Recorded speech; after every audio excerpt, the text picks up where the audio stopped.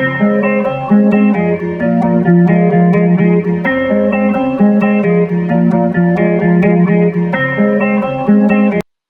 right, everyone. UFC 313 Fight Week. Welcome into another episode of Around the Octagon. It's a special one, Peloton Fight Week. I know we're all pumped up for it.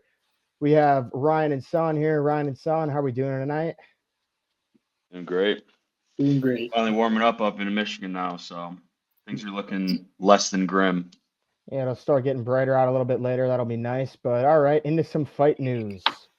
To start it up, we have Ilia Topuria moving up to lightweight.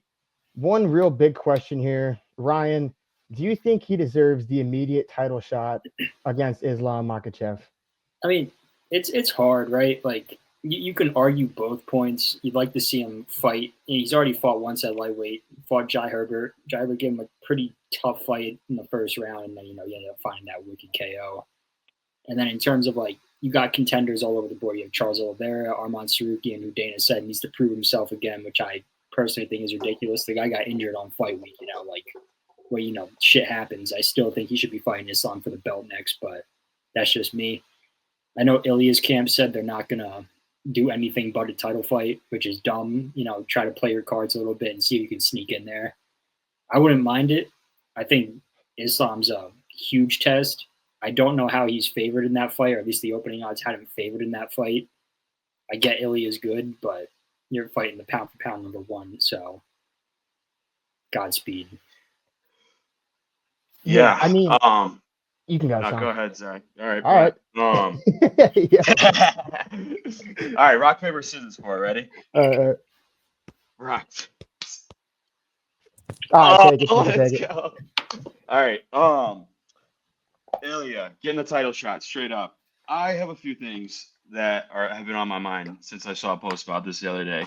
First, the lightweight division is the greatest division in the UFC, and it has been for a lot of years. That is like the number one most impressive, most highlights, most solid fighters in that top 15 in the UFC. And that's well known at this point. So that's initially, that's just the toughest weight class to be, to just jump straight to the champion on. But I think Ilia's in a weird situation where he kind of does qualify for that title shot straight up. Number one being he vacated that title. It'd be one thing if he tried to keep that title and move up to lightweight and fight for the championship straight up. I don't think that should happen. But the fact is he's already vacated the title. He's already decided to move up. He's, balls to the wall in lightweight now. He's like if he goes back, he'd have to fight for the title again to get that back. So it wouldn't even be a defense.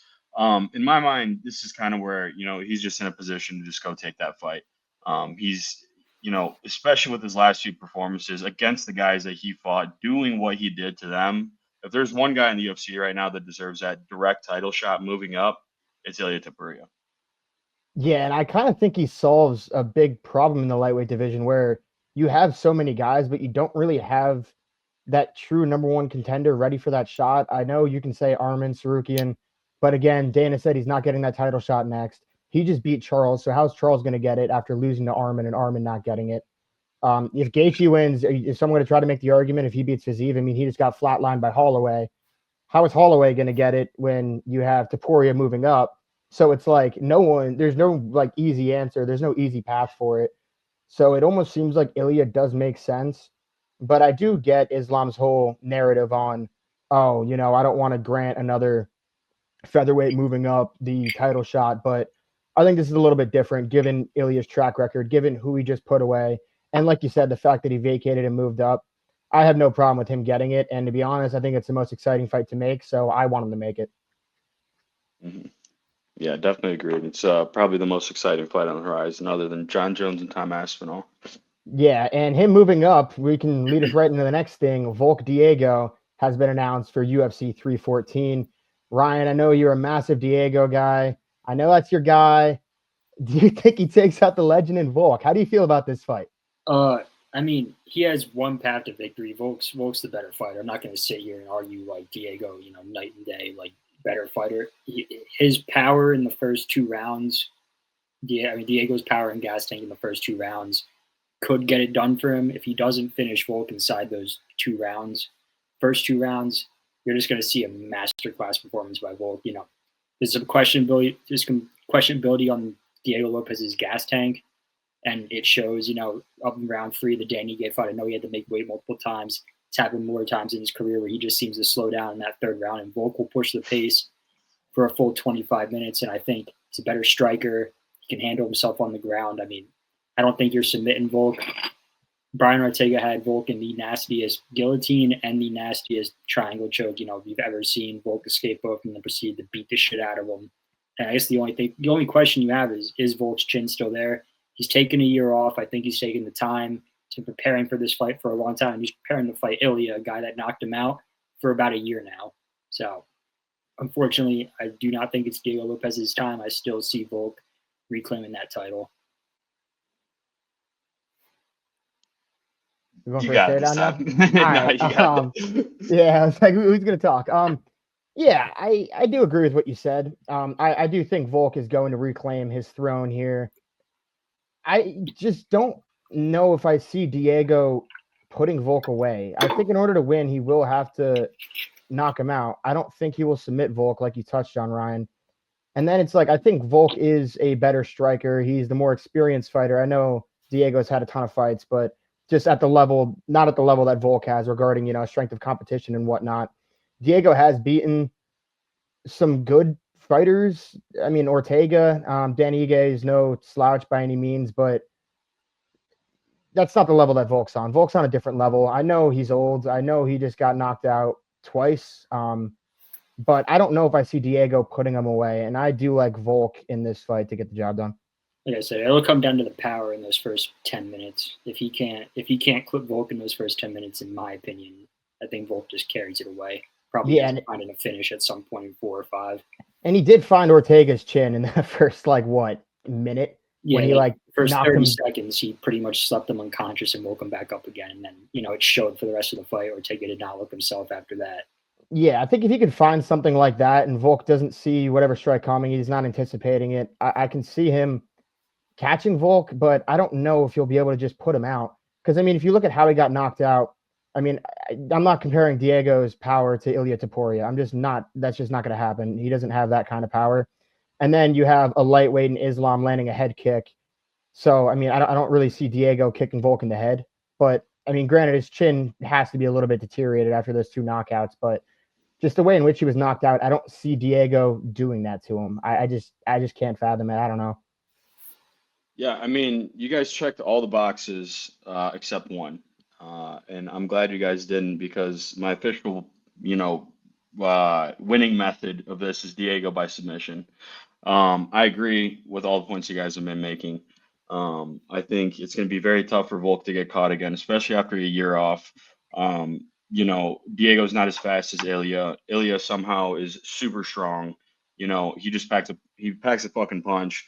But you guys, Ryan, you brought up Brian Ortega versus Volk, and I just think that if Diego Lopez catches him in that position, I don't think, number one, it's not the same Volk, and I don't think Diego's Brian Ortega in that situation. I think Diego's got this fire in him. Every time you see him in his press conferences, in his fights, just mostly the way he fights. And if you follow him on Instagram or any social media, you can see this dude's in the gym 24/7 in gritty gyms, not like super well funded gyms. Like, this dude is starving. That Shout is like Cowboy wrestling. Exactly. This dude was over at OSU. It just crazy, dude. Like, he is always grinding. He's got this crazy hunger, and ever since that Evlev fight, I've always seen this dude like going out there to prove himself. I think like going in and losing but almost getting that win kind of like lit a fire in this guy. He's definitely got a chip in his shoulder. I think he's going to submit Volk. I think that's the way he's going to do it. I think it's going to be very tough to outpoint Volk in general, and I think it's going to be very tough to knock him out again. Although I do see that as an avenue. I'm not completely checking that off the list. But I think if it comes down to decision, I think it's because Volk outlasted him, outpaced him, give a little Marab performance on him. But, I really see – I don't know what it is, but I really see Diego Lopez taking this one by sub. I I will love it. say, I know Diego's ground game is wicked. His jiu-jitsu game is wicked. He has 12 career subs, but only one in the UFC, and that was against Gavin Tucker, probably 2 years ago, year and a half ago. So Mhm. I don't know. Take with that information as you want, but he only Yeah. has one submission in the UFC. I will say. No, he only has one submission, but he threw up a flying triangle. So I mean, Yeah, that's in pretty terms of how submissions go, pretty Yeah. nasty. And then he rolled over to a walk-off armbar and snapped Gavin Tucker's arm.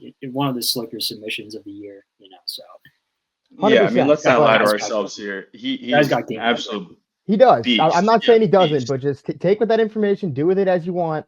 He does only have one UFC submission. That's all I'm saying. And if that fight Yeah, it's does true. go past, if it does go into the third, fourth round, fifth round, I don't see any way in which Diego's winning those later rounds. Right. I think then Volk's just going to outpoint him.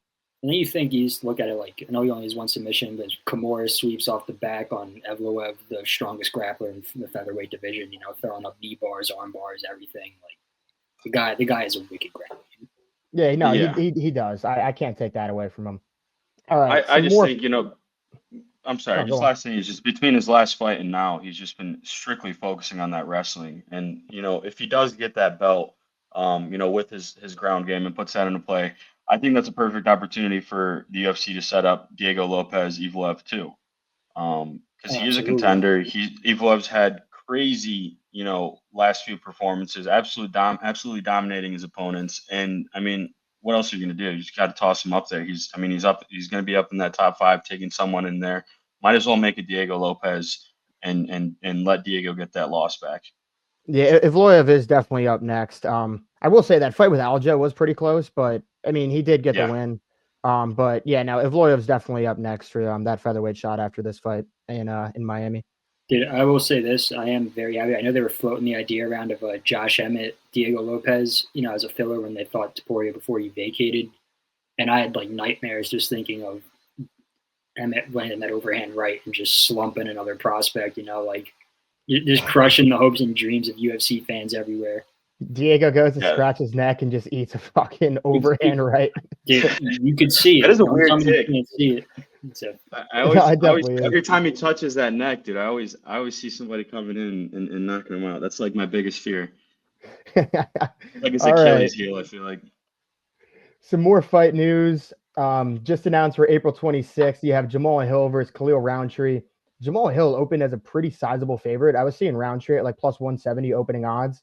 Since then, I think it's already about at a pick'em, so that was pretty short-lived. Rightfully so, in my opinion. I did not see how Jamahal Hill was such a big favorite over Khalil.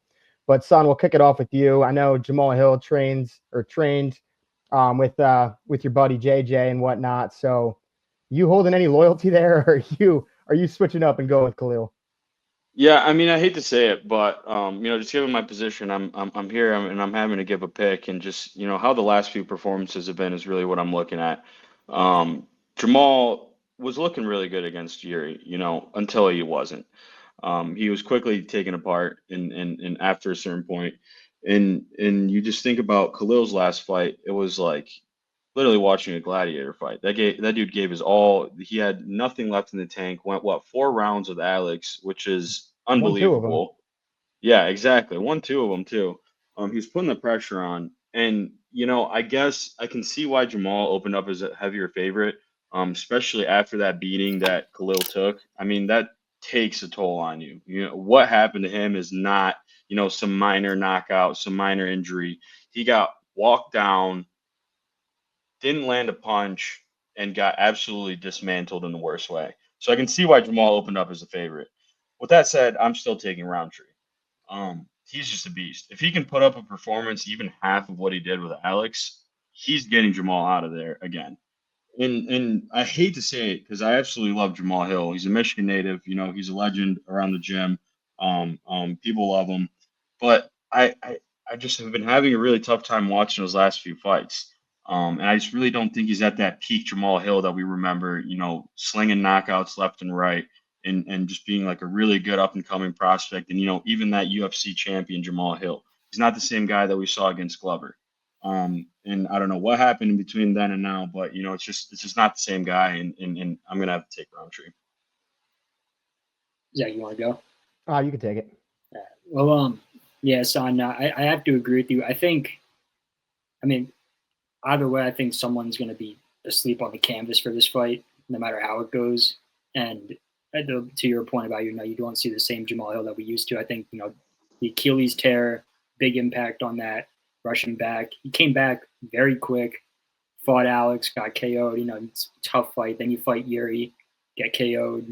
And it's just the trajectory, right? Like, you see, the trajectory of careers, and you see Khalil, he might have just lost his last title fight to Alex, but put on a Warriors fight, had a Warriors death in that fight. And I only see improvements from Khalil at this point every time he steps into the cage, and you saw it with the Pereira fight, and I still think we're going to see improvements in his next few fights. So I got to go with Khalil here. Yeah, I'm also on Khalil here. It's not like there's a big discrepancy in age as well. I feel like some people think Khalil's older than he is. He's 35, Jamal's 33. Both guys have taken beatings recently, so I don't want to be like, oh, I mean, Khalil got beat up by Poatan. That was, longer ago than the beating that Jamahal just took to Yuri, and now Jamal's right back on the horse a couple months later, going to fight again. I just don't see it really ending well for him, and I do see Rountree trending upwards, Jamahal trending downwards, like you guys touched on. So, yeah, give me Khalil. That's tough, man. I hate to pick against Jamahal, and especially with that reach. He is that much taller than Khalil, but Khalil survived with the height advantage against Alex. So, I don't know. It's tough. He's like a little turtle, dude. And he was able to get in and land strikes too, so it wasn't like, even with the height advantage that he just sat at bay. Like he's so explosive. He's able to go in. His arms are long. He's explosive. He can get in, land his shots, and I don't know. I do think that he will finish Jamahal Hill in this fight as well. But moving on to the next bit of news, we have Bo Nickal versus Reinier de Ridder for May 3rd. I believe that is signed. Personally, like you guys know, I am a Bo Nickal fan, and I really like this matchup for him. I think a lot of fans were upset that the UFC just randomly threw him into the rankings at 15 like a few weeks ago without beating a ranked fighter. And now he's out of the rankings. Reinier de Ridder took his spot. So now he has the opportunity to go in and fight for a legitimate spot in the rankings. And I think this fight, I think it's a great matchup. I think Bo Nickal's wrestling will outweigh de Ridder's jiu-jitsu. You see, the wrestlers usually are able to control the hips, keep your arms tight, stay out of danger. I think you'll be able to do that with de Ridder. I think you'll be able to control him. And I don't think de Ridder's really going to beat him up on the feet. So I think this is a good spot for Nickal to kind of get some fans back on his side and, pick up a win here, pick up a ranked win here, get into the rankings. Then he can start looking up at potentially like Paulo Costa or something like that, which I know was talked about.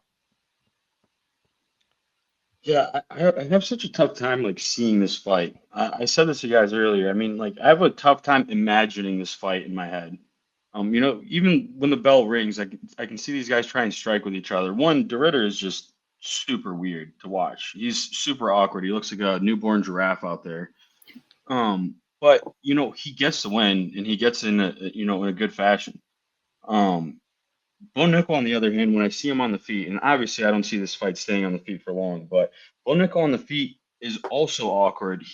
He's obviously working on it. He was a wrestler his whole life, but he's so weird to watch, and it's almost like he can't yet read, guys that have 10 plus years of striking experience and professional striking experience.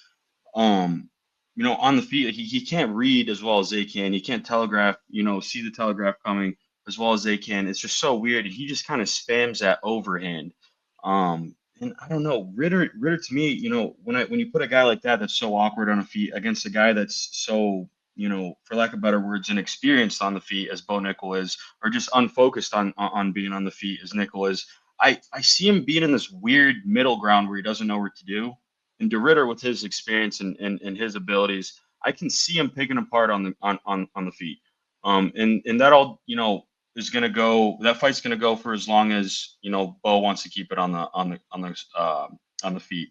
I don't see it lasting that truce of standing and banging, surviving for long. But de Ridder, he's like a DDP. Like we've said this before, he's just so weird to predict and so weird to watch fight. I'm gonna take de Ridder by somehow on this one. Yeah, I do agree with you in that sense. Newborn giraffe just out there swinging, going with the flow, doing whatever. You have no idea like how this fight's going to turn out. I know I agree with you when you said it. It's like I can't picture this fight in my mind. I just wouldn't be surprised if Bo Nickal spams double leg takedowns, after maybe getting clipped on the feet, at the beginning, every round starts standing. And then, you just go into some questionable scorecards at the end of this one, right? I feel like Dorito will have his moments in the feet, and then every round will end with him on his back and Bo on top. Maybe not even doing anything crazy damage-wise, but, just riding him out. Pause. And just having his way. No, I can't do that either. But so like if you just watch the TV for the last 30 seconds to a minute, you're gonna be like, oh, this Bo Nickal dude's dominating this fight, and you haven't seen like the last 3 minutes and 30 seconds, 2 minutes where Dorito was piecing him up on the feet. So I honestly have no idea. I feel like this will just come down to a split decision, and no one's gonna be happy. That's all I'll say. No one's gonna be happy with the outcome of this fight.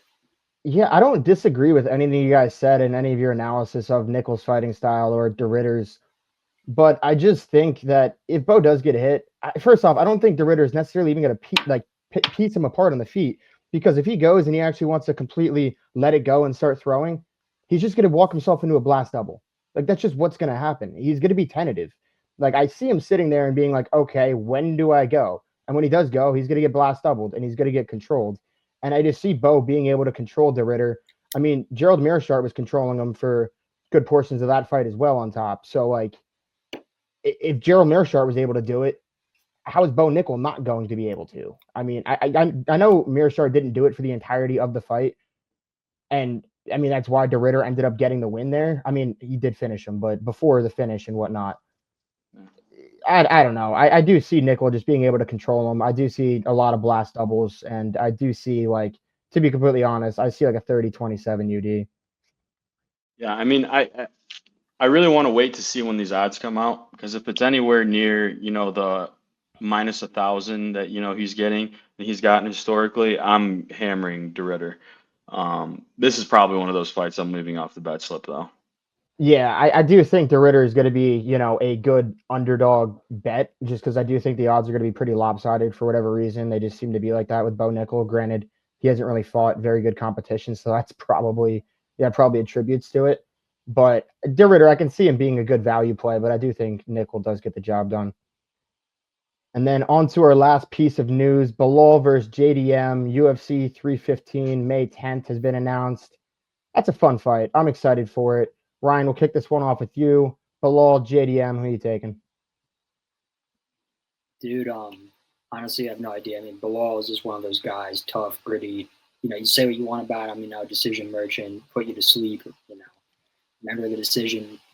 But the truth is, the guy wins fights, He's carrying, an 11, 12-fight win streak now?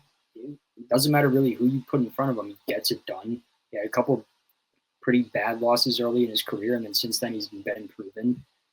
And then on the other hand, you have this animal in JDM who, no matter how sloppy he might look at times, or no matter how bad he might look at times, against, for example, Basel Hafez making his UFC debut on short notice, it takes him to a decision, but everyone thought he's going to put this guy out, some lackluster performances. JDM finds a way. Got wrestled to death by Gilbert Burns, hits him with a sharp knee with a minute left in the third round, finds a finish in that fight, which he was going to lose. It's just one of these guys that no matter what happens inside that octagon, no matter how bad it's and how lopsided it is and how much it's going against him, he'll find a way to win. But I just don't see him beating Belal with the way that he struggled with the wrestling and the grappling of Gilbert Burns. I think there's levels to it. I think Belal's a much better wrestler, much better grappler. I just see him controlling him. But then again, put Belal in front of a power puncher. That's who beats him. Jeff Neal knocked him out. So this is a pick 'em for me. Quite honestly, it's either going to be the most boring fight you've ever seen for 25 minutes, or JDM's going to find his chin and kill him. I think this is going to be a classic Belal Muhammad fight. I think Belal was minus 200 opening up, somewhere around those odds. And I think Belal's a smash play. like you touched on the JDM Gilbert Burns fight and how Gilbert was able to control him for like over 10 minutes out of like the 14 minutes that fight was going on for. Belal Muhammad's going to do the same to him, except I don't think JDM gets up at the end against Belal Muhammad and lands that knee. I don't see that happening. Granted, this is a 5-rounder, not a 3-rounder, so that gives you another 10 minutes to try to find that knockout. But I think Belal is also a smarter fighter than Gilbert Burns as well. I don't think Belal walks himself into something like that, and I think Belal gets it done by decision. How else are you going to get the job done by? Yeah, I mean, you guys really hit all the points there. I just have to reiterate, how good Belal is and the credit that people don't give him. He is not the most exciting fighter in the UFC, to say the least. He does not have, the fight headliner that you want to watch at the end of the night after a bunch of banger fights. But he wins, dude, and he wins, and it doesn't matter who you put in front of him, I guess, other than Jeff Neal. He's gonna win, and the way I see it is he just controls that void so well. The void being the area between you and your opponent where neither of you have the reach to punch each other. He controls that area so well. He almost stays out of range just enough to where he can see you punching and then come in for that counter, or he can go into the strike distance when he does want to get hit or hit you. So he's so in control in his fights. It's not the most exciting banger fight, but if you know what you're looking at and you know what you're doing, you watch the fight and it's really impressive. In any case, I think other than it really being like a Romero Adesanya fight where they're actually not trying, most of these decision fights are going to the distance between because both these guys are so technical. That's why a lot of hyped up fights end up going to decision. It's like, wow, like Gaethje and Holloway almost went to decision, but that was a spectacular fight. I think Bilal's just gonna put one of those masterclass performances like he always does, just with his technique and understanding of fighting, and be able to take this one out. I think JDM might come in a little bit too excited and maybe a little bit too overconfident in his abilities because he does have some pretty impressive finishes. But I don't see him winning this one either. I'm definitely taking Belal here to get another title defense. Yeah, agreed. All right, on to the card. Opening up the prelims, we have Chris Gutierrez at -105, opposed to John Castañeda at -115. These two UFC vets are coming in. Gutierrez being 9-2-1 in the UFC, opposed to Castañeda, who is 4-3. Son, will kick this one off with you. What do you think about this fight? Yeah, this is a tough fight to call, like most early prelims are. I mean, we don't have a lot of tape on, I guess we do have a decent amount of tape on these guys, but it's just not guys you're watching. They're never, on the top of your list for guys you want to look out for. I think John Castañeda walks around a little bit heavier. He is a little bit shorter, but he walks around a little bit heavier. I think that, is probably going to give him a little bit of the advantage, be able to bulk up a little bit before this fight starts. I'm going John Castañeda here, but not by an impressive margin. Being that it is an early prelim, it's probably going to be some crazy knockout. But I'm not expecting too much coming into this one. Yeah, so I agree with you. I mean, like I said, these aren't guys you're jumping up the seat to watch. Either way, I do disagree with the pick though. I do want to go Chris Gutierrez. I think he's fought the better fighters. He went 5 rounds of Song Yadong, and for me, like that means something. If you can hang in there with that guy, like you can hang him with the best of them, just about. And then 2, Castañeda. He's a replacement fight. He was supposed to fight on last week's card. His opponent got injured. He was in the middle of cutting weight. And then I think back to like Tony Ferguson fighting Justin Gaethje, where Tony cut weight, made weight, and then made weight. Well, Tony made weight on purpose, like a dumbass, and then took that fight again and made weight again. But I just think that there's just immense damage to your cardio, to like your morale, where you start making weight, you cut these pounds, then you don't have a fight, then you bulk back up in the UFC. It's like, hey, we got a fight next week for you. And you just go through that process of weight cutting immediately again. I think Gutierrez is just going to be the fresher guy in this one. Yeah, that's a very good point you just made there, Ryan, because if Castañeda didn't just go through that weight cut and wasn't fighting the next week, I would say he is the more pro wrestling style fighter, which when you have two fighters that are pretty equal, I do like to look at that wrestling as kind of that deciding factor. Who will? I mean, I just look at it. You're more than likely to be able to control the fight, and when stuff is close, control really comes into play. And Castañeda's reach, he does have a 3 or 4 inch reach advantage, which kind of voids out the height advantage of Gutiérrez. But given the fact that Castañeda was just supposed to fight last week and now is fighting again, I'll go Gutiérrez as well in the toss-up. Moving on to the second fight, we have Jordan Santos at -190, opposed to Ozzy Diaz at +160. Santos is a Dana White Contender Series alum making his UFC debut, opposed to Diaz, who is 9-3 with a record of 0-1 in the UFC. I believe this fight just came together kind of recently too. I could be wrong on that, but I think that was just put together. So Ryan, we'll kick this one off with you. Who are you going with, Santos or Ozzy Diaz in this one? I'm going with Santos in this one. Wait, I'm sorry, I'm looking at the wrong fight. You have Ozzy Diaz, Jordan Santos. Yeah. I'm looking at Myron Santos right now on my notes. And by the way, they're not related. I did look into that. No relation between the two Santos fighting back to back. Listen, it's this one's hard for me. You know, Diaz, he's been on a string of knockouts. You know, he fought George Pfeiffer on the Contender Series, which is brutal. He got viciously KO'd, and then he moved up to 205, fought Min Zhengyang, the Chinese prospect who's been tearing it up, got brutally KO'd again. And now he's fighting Jordan Santos, a guy coming off a win on the Contender Series, you know, by KO.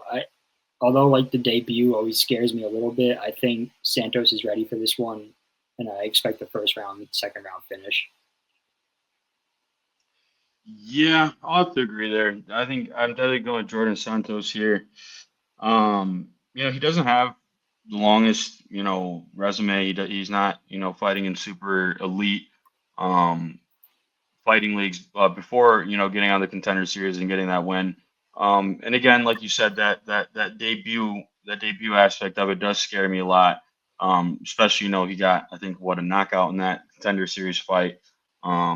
And so, you know, it is like an exciting last win rolling into this debut in the UFC. I can almost see it being like a skill check. Like, yeah, that was like a one-off win.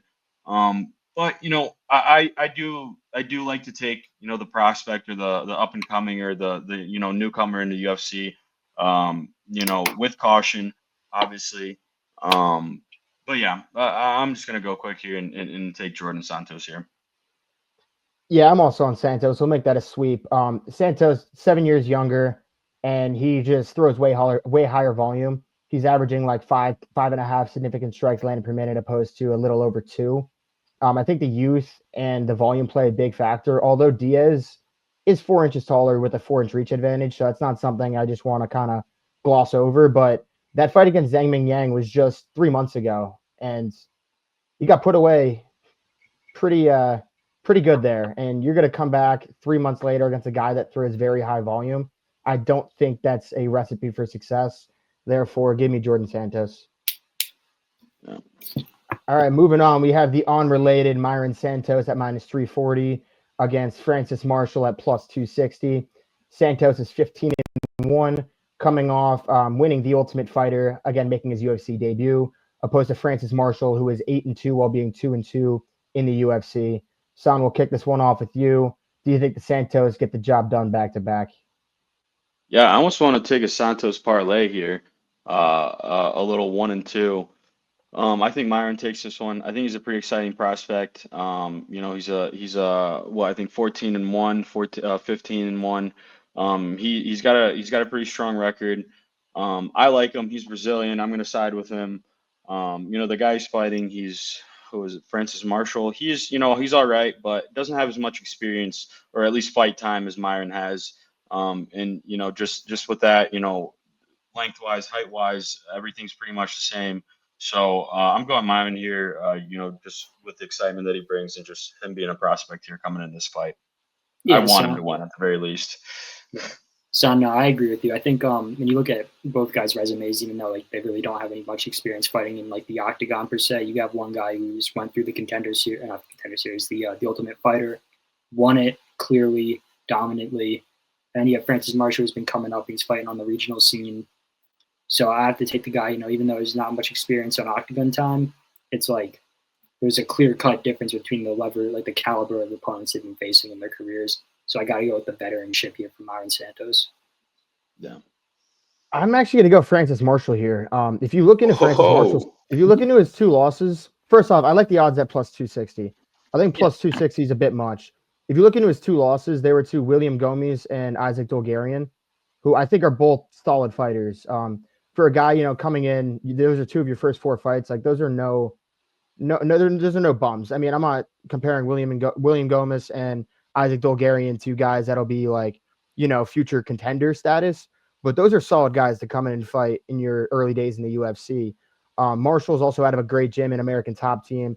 But, I don't want to downplay Santos being with Extreme Couture either. I mean, that's also a fantastic gym. But, Marshall is surrounded by killers. I think he will look to incorporate his wrestling. And I just think that plus 260 line's a little steep. So if I was throwing money on it, I like plus 260 for Francis Marshall. Next up, we have Alex Morono at plus 550 versus Carlos Leo at minus 950. Dude, I've had enough of these odds. These just seem a bit ridiculous.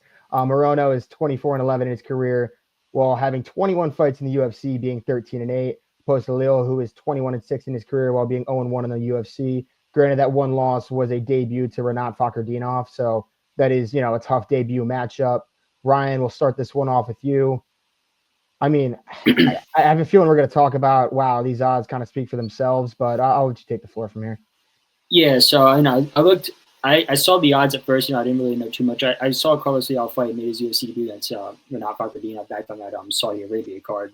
And there was arguments that he could have won that fight, so when I was looking into this more, everyone just kept mentioning steroids and how these guys that make their UFC debuts, you never know. And the people said the same thing about Basel Alfez when he fought JDM. It's like these guys aren't drug tested. They pull them up off the regional scene, a week's notice, and they put on these crazy performances, take these like killers to split decisions. And when it comes to that, it's like, sure, Carlos Leal might be juicing. And when I look at that, I'm like, that's just a guy that wants to win. And Alex Morono, longtime vet in the UFC, competition when he first joined, not as high level as it is now. There's something to be said about that. And then you have Carlos Leal, like I said again. You take steroids, you have a winner's mentality, you want to win. He's fighting for the win. I think Carlos Leal should get this done. Do I think the odds are egregious? Yes. I mean, granted, Renat Fakhretdinov's a great fighter, but 9-1 on the favorite here, like it's insane. And Renat Fakhretdinov also does like to get hit. For whatever reason, every single time that guy walks out of a fight and you look at his face, it just looks like it just got mangled. Granted, he's usually winning, but like it seems like he likes to get hit. And it's almost like Morono, a Gaethje type of guy. It's not like Alex Morono has fought bad competition. I mean, his last fight, he lost a split to Daniel Rodriguez, who's no slouch. Before that, he lost to Nico Price, who's like, he's not a terrible fighter. So for a guy with little UFC experience, being a minus 950 favorite against such a long-time vet makes me a little wary. He should get the win. Don't get me wrong, but I just think these odds are egregious.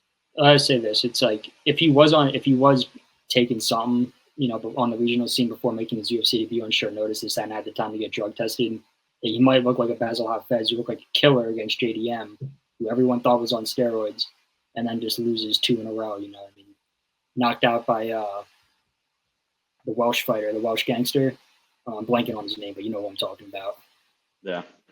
And so you might see a completely different version of Carlos Leal in this cage, which makes me lean. If you want to just throw like a little bit of money on Alex Morono, I'd take it.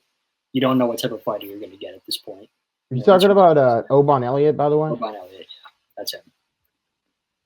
Yeah, I mean, I'm definitely taking Carlos. I think all 3 of us got him. Obviously, the odds are crazy.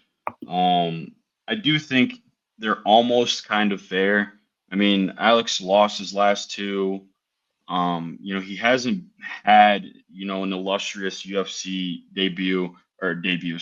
career. He's mostly been on fight nights. He's lost to guys like Chaos Williams back in the day, back in 2020, which, he's a good fighter, but, still, I don't know. He doesn't have, the high caliber, resume that I see, that, not that Carlos has a great resume, but, I don't see, that being the caliber that Carlos is at. I do think Carlos is good. I think he's a very strong fighter. He has a really good chance to, be a prospect here in the UFC. But, I don't know. Obviously the odds are kind of crazy here. I'm definitely going with Carlos, though. I can definitely see him finishing that fight as well. All right, moving on, we have Bruno Ferreira at plus 125 versus Armen Petrosyan at minus 150. Both guys are 2-2 in their last fights. And I will say something first. I'll kick this off. If Petrosyan wasn't coming off that knockout loss to Shara, that double spinning back fist, there wouldn't be a doubt in my mind that he wins this fight. This will likely be a striking bout, and he is the better striker. You look at his credentials; he just is the better striker. Although that KO loss does have me scared, I will still favor him over Bruno, as like Bruno just has never impressed me in his UFC career. So I'm going to take Petrosyan via knockout TKO. Yeah, 100%. I agree with you here. Petrosyan, he is a good fighter. That last fight, I feel like, you're fighting Shara, man. It took MVP and a guy of that skill, that striking skill, to put a stop to him, and it was a decision as well. So it's almost like, oh, that guy, Bryce Mitchell, lost to Ilia Topuria. He's a bad fighter, whatever. It's not fair. He's just, the guy he's fighting is just unreal. So definitely taking Petrosyan here. He is a lot taller than him too. That is something to know. I think he's like 5'6" inches taller than Bruno here. And I think that's just going to put him just out of reach to get hit and be able to still hit him. So I'm taking Petrosyan here by knockout. I will say, Ryan, before you go, Petrosyan was winning that fight with Shara before he got stopped. I know that you're winning before you got stopped. How much does it really matter? But it just speaks to how good of a striker Armen Petrosyan is. And if Shara Bullet was fighting Bruno Ferreira, he'd probably be like a minus 450, minus 500 favorite, something crazy. Yeah. So I don't know. I like the minus 150 for Petrosyan here. I have to disagree with both of you. I'm taking the dog here in Bruno Ferreira, and I'm glad you touched on the point where Petrosyan was winning that fight in the striking bout. I do believe he's a better striker than Bruno Ferreira. But when you have a guy like that, Bruno Ferreira just has one-punch knockout power, and he only has to find your chin twice. And Petrosyan, off those two losses, especially the double spinning back fist knockout, I just see, for some reason, Bruno Ferreira being able to catch him at some point in this fight and probably put him away. I mean, like, Bruno Ferreira, cool moves, dude. Spinning elbow against Dustin Stolfus, sick knockout. Knocked out Gregory Rodriguez, who is durable. I mean, I know he just got KO'd by Jared Cannonier, but, no slouch. He knocked down Cannonier twice in that fight.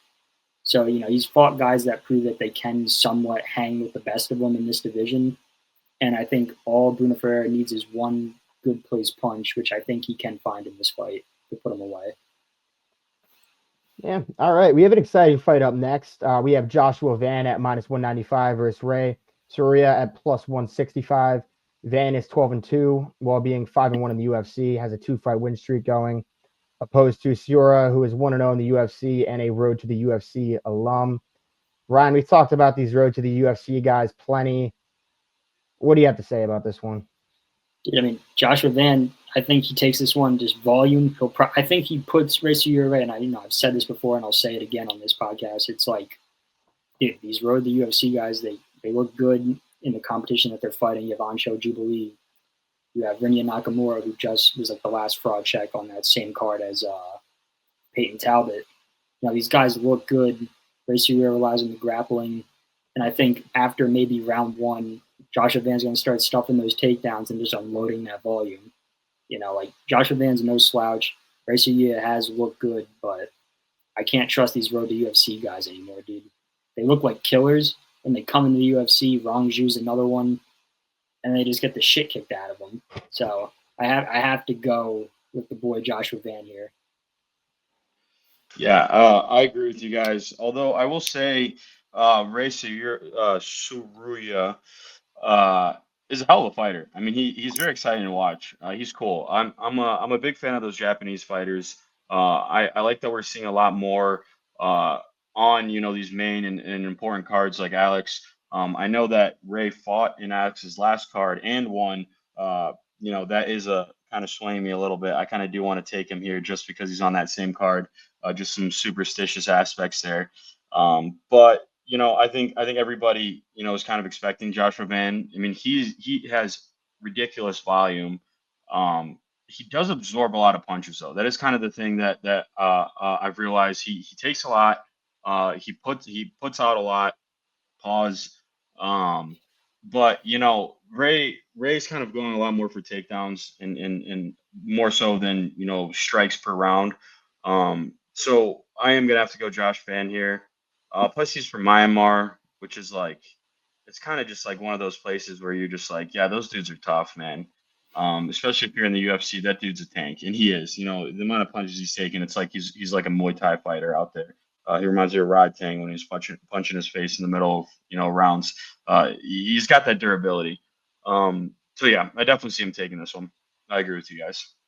Yeah, like you guys touched on, Van's volume is just stupid.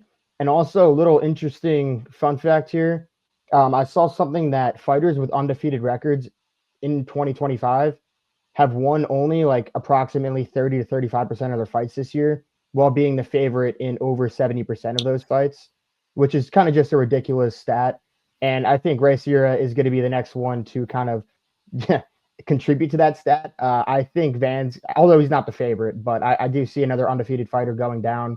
I think Van's volume's stupid. I also just remember Rei Tsuruya going for like a fake handshake at the beginning of a round with someone and then just trying to spam a takedown. And just for that, fuck that guy. So I would love to see Joshua Van find his chin. But even if he doesn't, I think just the pure volume of Van, he will be able to outpoint his way to a win if he does not finish him. No. All right, moving on. The featured prelim, we have Curtis Blades at -340 versus Rizvan Kuniev at +260. Blades 18-5, coming off that interim title loss to Tom Aspinall, opposed to Kuniev, who is 12-1. Another Dana White Contender Series alum making his UFC debut. At the end of the day, Curtis Blades is a lot for anyone making their UFC debut, so they must think highly of Kuniev here. San, we'll start this one off with you. Do you think Blades gets back on track here with a win after that loss to Aspinall? Yeah, I think so. I mean, a loss to Aspinall means jack shit nowadays. I mean, Aspinall's, I just touched on it with the whole Ilia Topuria, situation. You're losing to the best here. That's like losing to John Jones. Like it's not, impressive on John Jones' part. You're kind of expected to win that fight.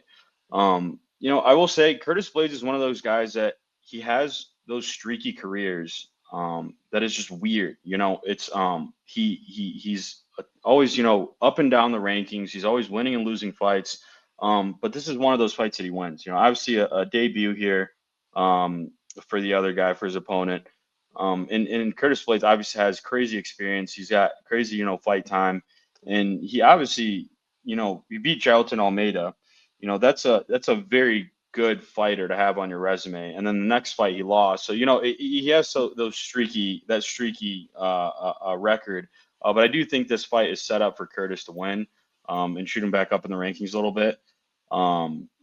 Yeah, I don't see the debutant taking the win here. Yeah, Sana, I agree with you 100%. I'm actually more confused as to how this fight got made more than anything. Yeah, exactly. You know what I mean?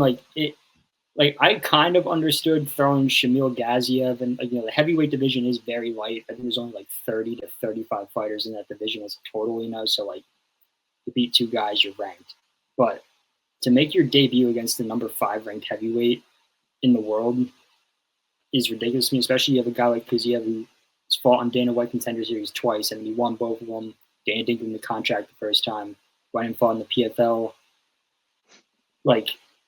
I'm looking at records here. I'm just looking at experience in the octagon and the levels of competition. And I mean, I guess Kuniev could find the chin. You have a punch. Everyone has a puncher's chance at heavyweight. They all pack power, but this fight makes zero sense to me. I don't understand why it was made. Throwing this guy and say he does win, who's he fighting next? Tom Aspinall, right? You have that. It's such a steep jump in competition. I don't get it, man. But yeah, give me Curtis Blades here. Yeah, it's almost a free fight for Curtis. I'm glad you brought that up because I was just looking at the fight. I was like, who the hell is Curtis Blades fighting? Especially after his last fight, was such a big fight.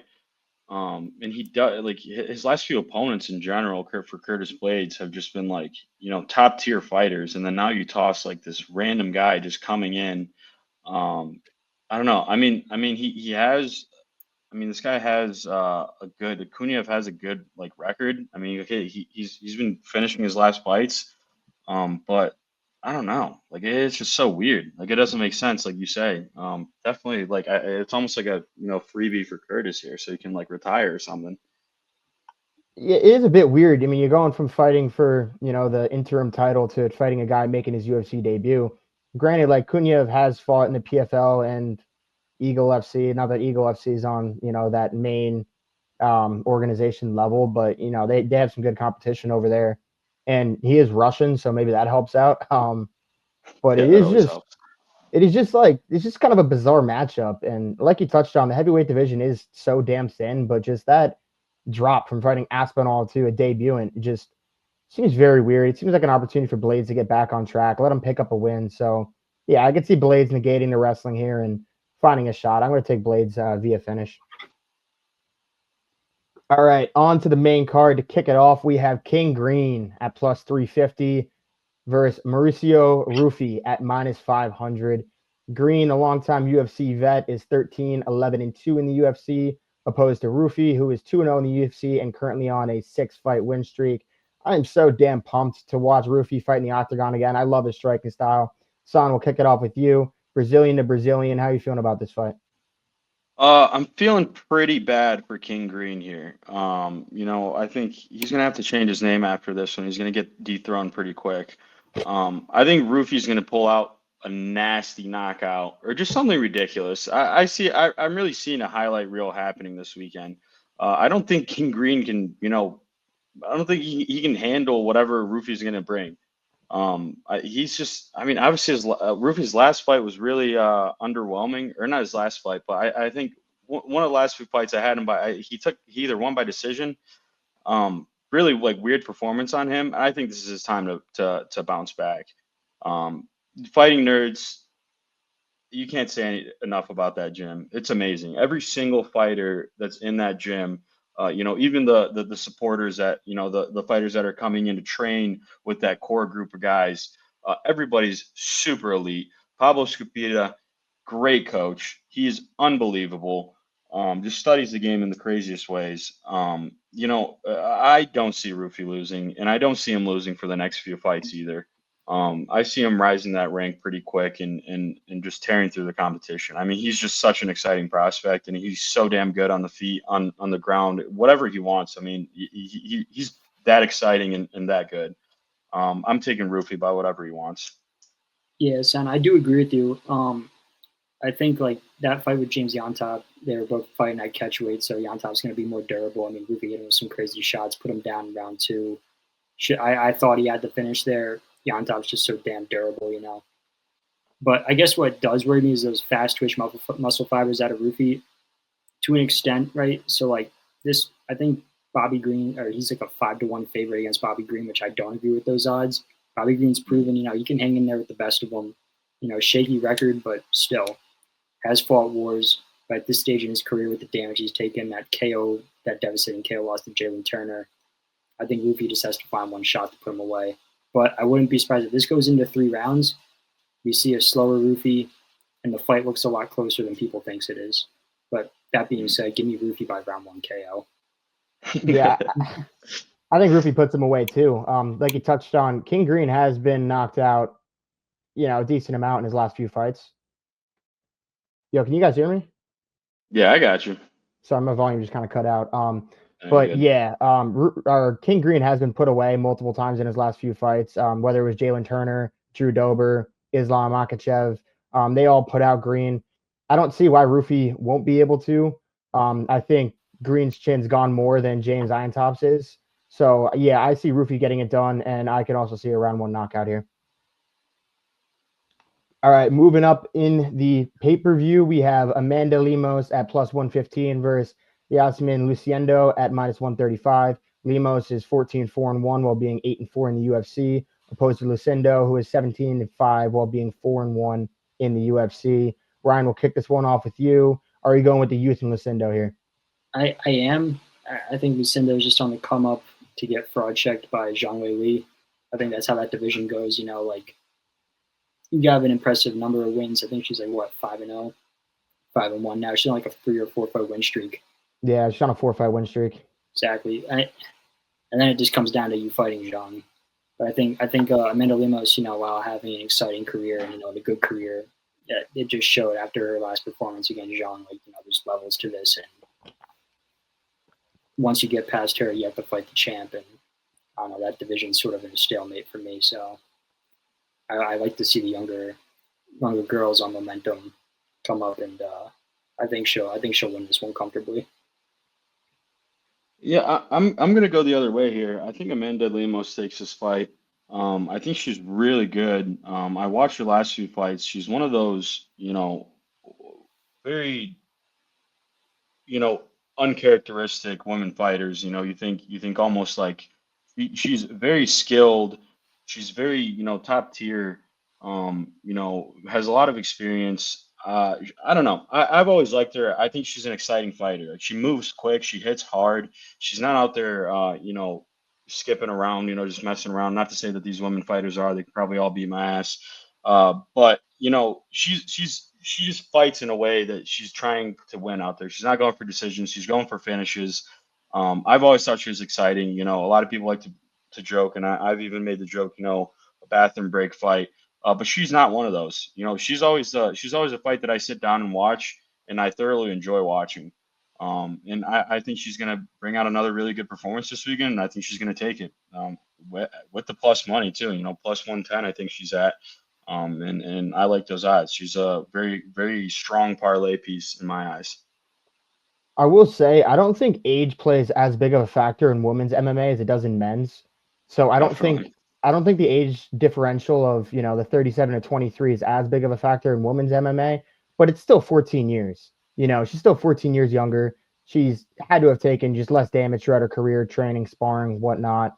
And she's on that 4-fight win streak. You know, you're gonna tell me she's 14 years younger on a 4-fight win streak, opposed to Lemos, who's coming off that loss to Jandaroba, who is no slouch, like you touched on, Ryan. But yeah, I'm gonna go with youth and momentum here. Give me Lucindo. All right, now we got a fun fight here. We have Jalin Turner at plus 110, opposed to Ignacio Bahamondes at minus 130.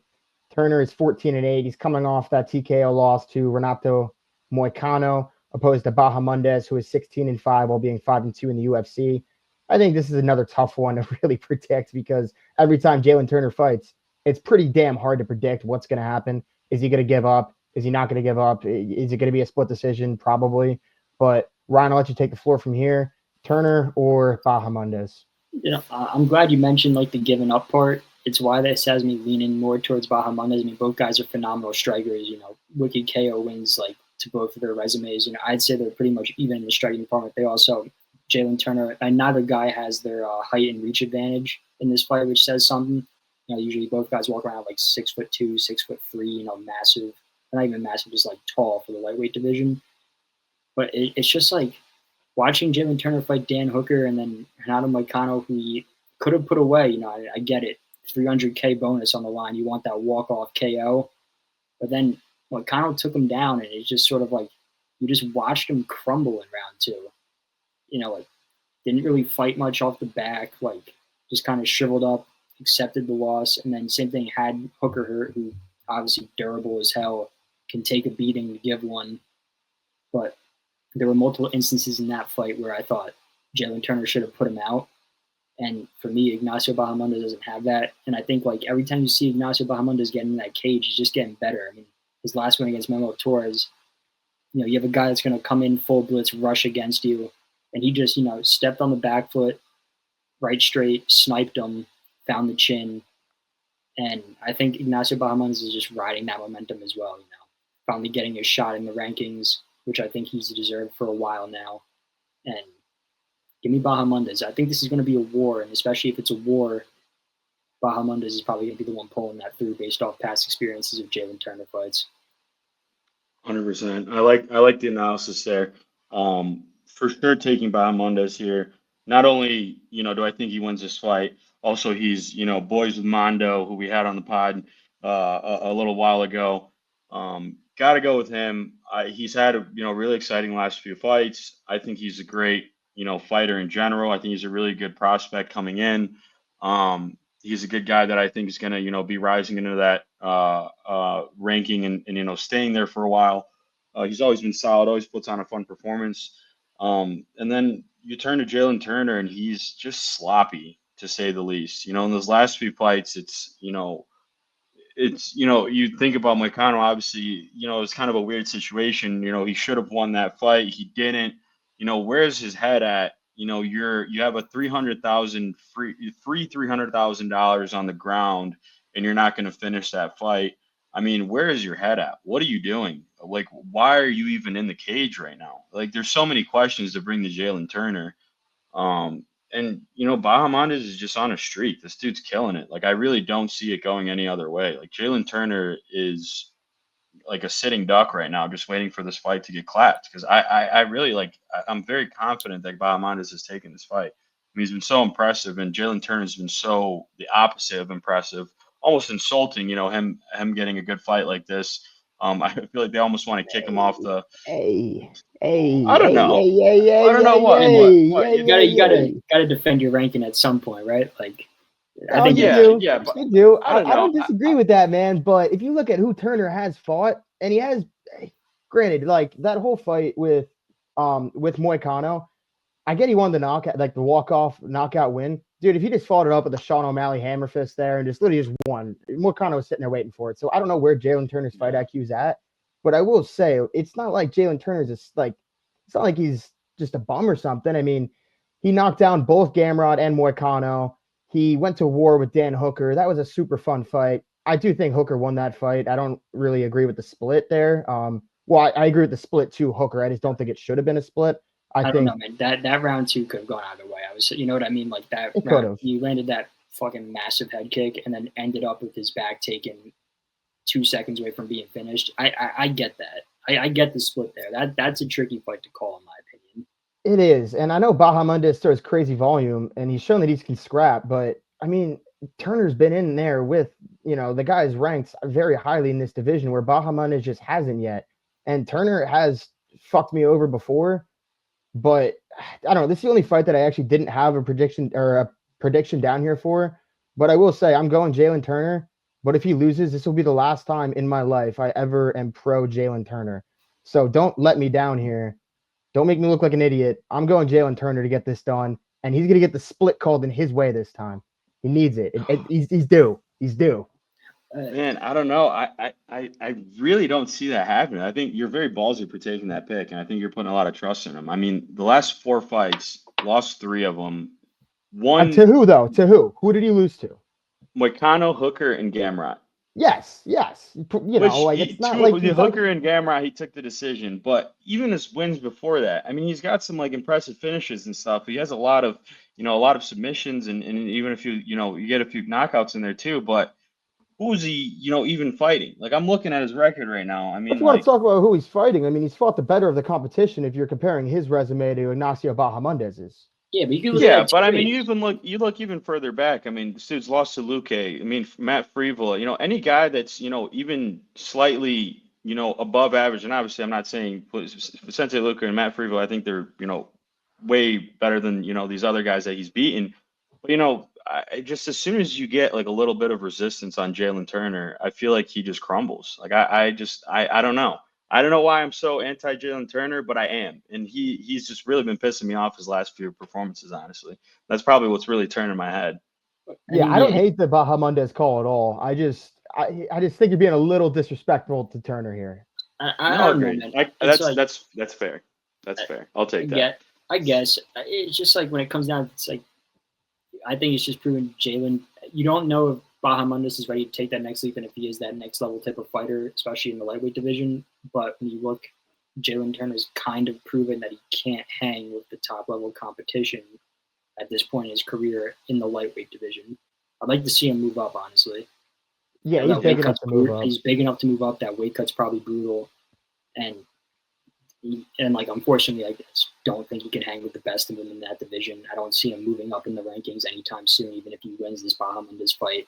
And I'm excited to see if Bahamondes is that type of fighter that can put out Jalin Turner and then maybe potentially go on to beat someone like a Gamrot or a Hooker comparatively, because one guy's proven that he can't and the other guy is up and coming. So, yeah. I mean, that's my take on it.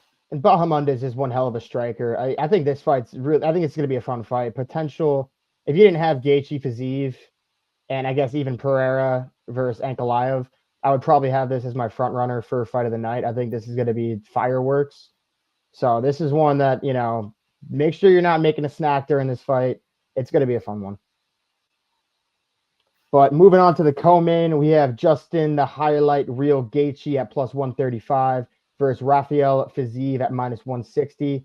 Gaethje is coming off that KO loss to Max Holloway 11 months ago, where Fiziev is coming off that injury loss and torn ACL and has not fought in the last 18 months. So it's an interesting one. Ryan, I'll let you take the floor from here. Gaethje or Fiziev? I was pretty confused when the odds came out because, I mean, one guy's been training for a fight. Not to say that Fiziev hasn't been in the gym. Obviously he's been training, but it's like you look at it, right? I mean, granted, brutal chaos to Max Holloway, obviously, but Gaethje did what he needed to do. He took the time off he needed to. He's recovered fully. Not to say that Fiziev hasn't either, but it's like, dude, throwing Fiziev back into a fucking war with Justin Gaethje after he just blew his knee out and hasn't fought for 18 months. To a guy that he's already lost to, who had a 10-8 round against him in the third round. For me, it's like Gaethje's already fought this fight. He knows what he has to do. Fiziev slows down after 2 rounds. Usually it's typical in his career. You've seen it, he slows down in the third round. And for a guy, I think he's just going to be ring rusted. I like the value in Gaethje as a dog here. Granted, the chin might not be the same, and time will tell. That won't get proven until they're in there, if it does happen. But for me, I still got to go with Gaethje. Like, the ring rust worries me. The time out of the cage. He blew out like every ligament in his knee fighting Gamrot. You don't know how he's going to look. He's a guy that relies on kicks, at like just pure athleticism to defend takedowns. Not that Gaethje's going to shoot any, but you don't know what type of fighter you're going to get after an injury like that. So for me, I have to go Gaethje on this one. Yeah, 100%. I agree with the injury really worries me, and that ring rust does worry me a lot. Especially with a guy that's as active on his feet when they're striking as Fiziev is. He's always switching stances. He's always, making his opponent guess. And you saw that. I even watched the first Justin Gaethje fight that he had the other day. I rewatched it, and he was winning that fight in a lot of instances, and he was winning rounds, and he was doing really well. But I don't know. I don't know what got into these odds makers to put Justin Gaethje as a underdog here, but they must have forgot who he is. I mean, that Max Holloway fight must have knocked those odds makers out in the happening of it. I mean, like, what the hell? It's Justin Gaethje we're talking about here. He's one of the best fighters ever to step into that ring. This dude's an absolute beast, and he already beat Fiziev the one time. I can almost see him, be able to tear that leg back apart, and use that to open up for a KO there. I can see this fight, getting finished by Justin Gaethje.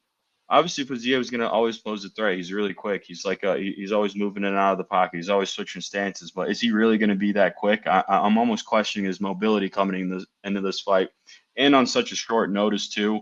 With Gaethje preparing for such a banger of a fight with Dan Hooker, I mean, his mentality right now is, he's preparing to die this weekend, and now he has to, fight Fiziev, which already went to decision last time. For a guy that was preparing to, potentially die with Dan Hooker in that fucking ring this weekend, Fiziev is almost, a step down from that. Not to say that Fiziev isn't a good fighter. He's a really damn good fighter, but I don't see Gaethje losing on here in the rematch. Yeah, Sean, I like everything you just said, and to your point, it's when you watch back that fight, Fiziev was winning rounds. He won round one comfortably. his toss up on round 2. But when you watch that fight, you also get to watch Gaethje figure him out, because he did it at the end, like near the end of round 2, halfway through round 2, and then all the way to round 3. Gaethje was able to figure him out, knew exactly what he was going to do, and then just put it on him.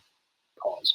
And he, I just don't see Gaethje not being able to do the same thing, and especially not being able to do it quicker, already having that experience in the octagon with the guy. You know what I mean? Like, especially with Fiziev coming off an 18-month layoff.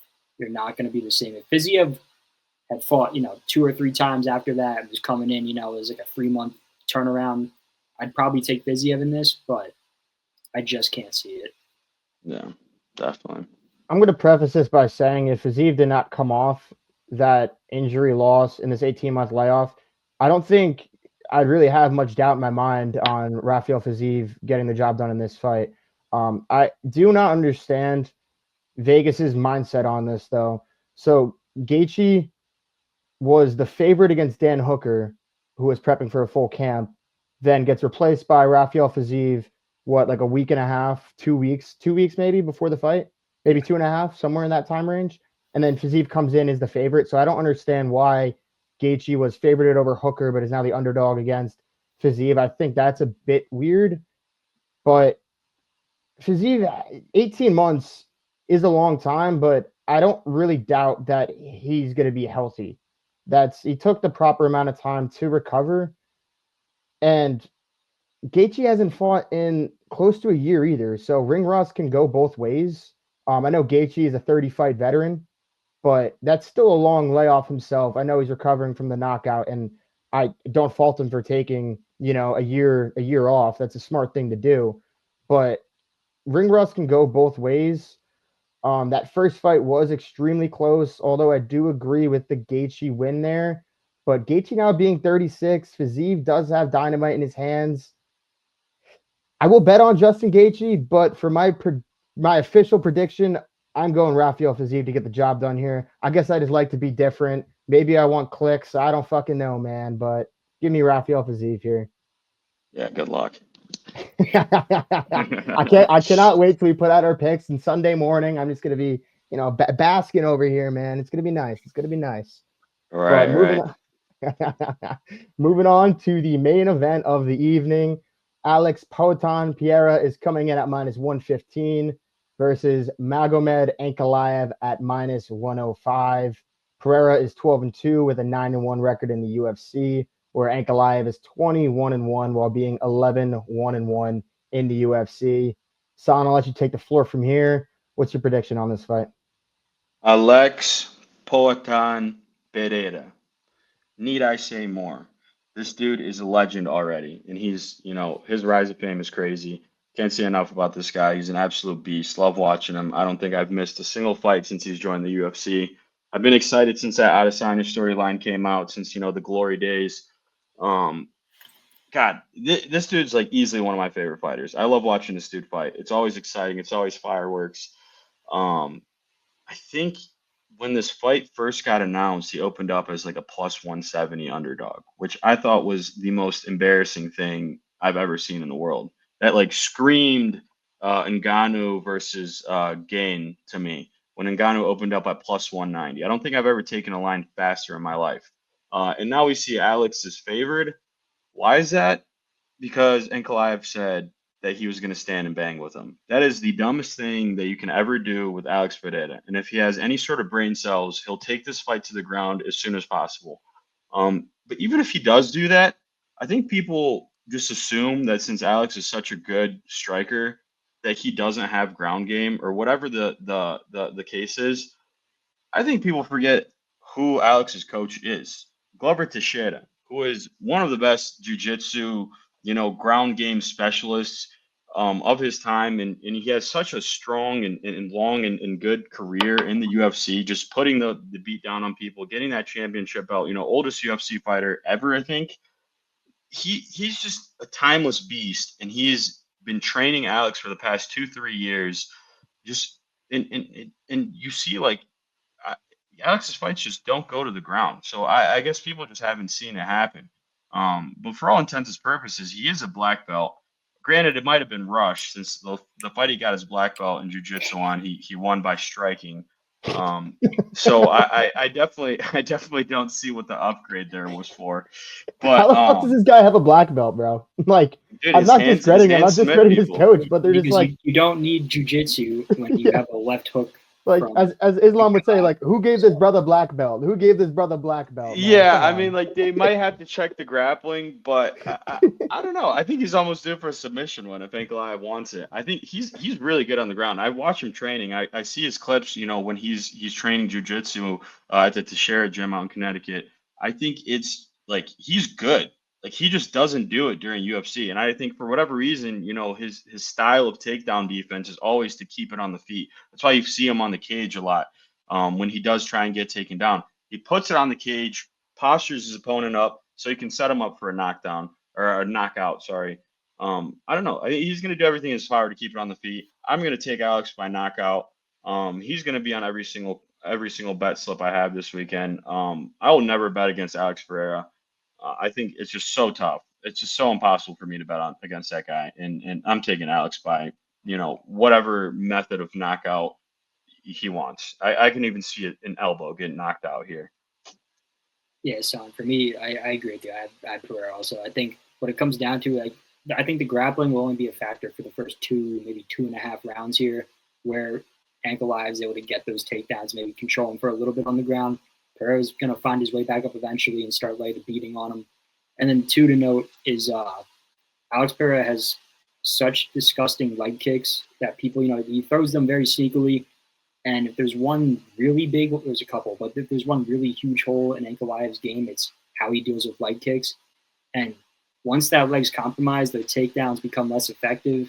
So when you go into rounds 4 and 5, those championship rounds, that fight's staying on the feet. And on the feet, Pereira is just another world compared to Ankalaev in the striking department. And then I was watching the breakdown of Ankalaev's fights, and someone pointed out when he throws, that right hand tends to lean down, and it's just primed for a Pereira left hook.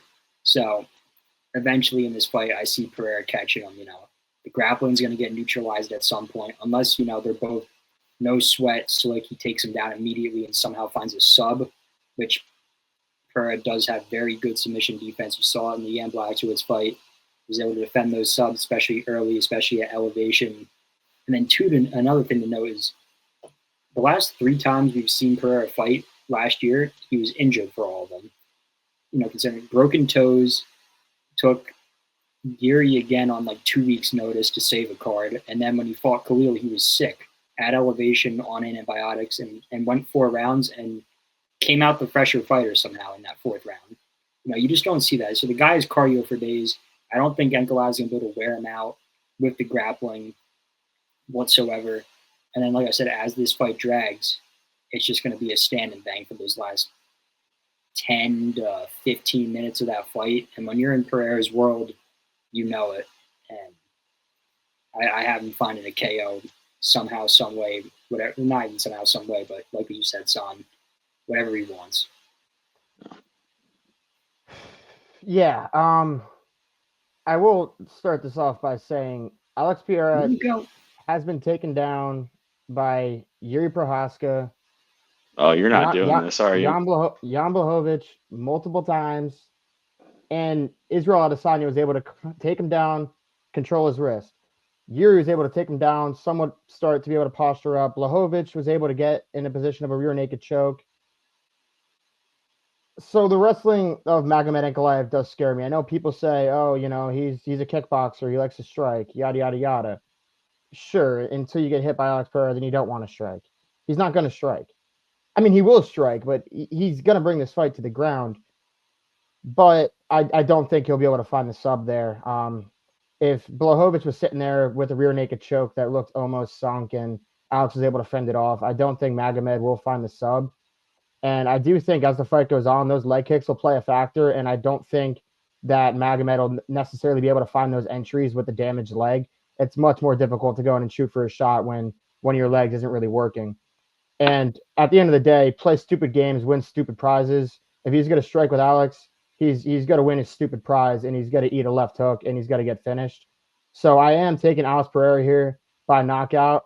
I wasn't gonna do it. I wasn't gonna do it, but this is the highest level grappler he has faced, and he has been taken down by multiple fighters. Granted, did anything really come out of it? He just lost a round to Jan Blachowicz because of it, and that's kind of the worst thing that's happened when he's been taken down. But that does scare me that those guys were able to take him down, and I just know Ankalaev's a better wrestler. But yeah, I do think Poatan will find that left hook. 5-round fight. He's gonna find it eventually, and he's gonna put him away. You had me worried there for a bit, dude. The way you set that same. up, I thought you were going on Ankalaev by sub. I was like, Yeah, I wow. mean, the first half. Dude, to be honest, I kind of had myself a little scared there. I was like, am I going to say it? I'm like, nah, I ain't going to say it. Yeah, I thought we were going to lose all credibility here in one episode. Fucking lose 20 followers immediately.